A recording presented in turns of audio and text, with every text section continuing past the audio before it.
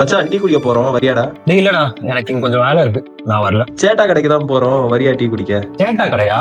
அப்ப ரைட், வரேன். நான் இங்க பெங்களூர்ல தான் ஜாப் போறேன். இந்த டீ கடை, ஜூஸ் கடை, அரேபியன் ரெஸ்டாரண்ட், சூப்பர் மார்க்கெட், இது நிறைய மலையாளிஸ் தான் ஓன் பண்றாங்க. இந்த பேட்டர்ன் நீங்க சென்னையில, ஹைதராபாத்ல இல்ல எந்த மெட்ரோ சிட்டிலயும் அப்சர்வ் பண்ணிருக்கலாம். சோ இது கோஇன்சிடென்ஸா? கண்டிப்பா இல்ல. இதுக்கு பின்னாடி 3 ஸ்ட்ராங் ரீசன்ஸ் இருக்கு. Number 1, gulf exposure. Kerala has multi generational Middle East exposure. 1980s to 1990sல கேரளால இருக்க நிறைய பேர் துபாய்க்கு ஒரு ப்ளூ காலர் லேபரரா இல்ல ஒரு சர்வீஸ் ஜாப்க்கு போனாங்க. அவங்களோட செகண்ட் ஜெனரேஷன் இந்த ஃபேக்டரி சூப்பர்வைசர், அவுட்லெட் ஹெட் ஆனாங்க. அவங்களோட third generation became entrepreneurs and the same entrepreneurs are returning to India. So இவங்களுக்கு துபாயில பண்ற business model எல்லாமே தெரியும். For example, your Arabian restaurants and tea shop. Number 2, people management. Kerala is an export driven job economy. நிறைய பேர் அவங்க ஸ்டேட்டுக்கு வெளியில தான் வேலைக்கு போவாங்க. ஹாஸ்பிட்டாலிட்டி, ரீட்டைல் இந்த மாதிரி இண்டஸ்ட்ரீஸ்லாம் நிறைய பேர் ஒர்க் பண்ண ஆசைப்படுவாங்க. And hiring for these industries mostly in the referral and only through trusted sources நடக்கும். So ஸ்டாஃபும் சேம் கல்ச்சர், சேம் லாங்குவேஜ்ல இருக்கதால அவங்களை ட்ரெயின் பண்றது ரொம்ப ஈஸி.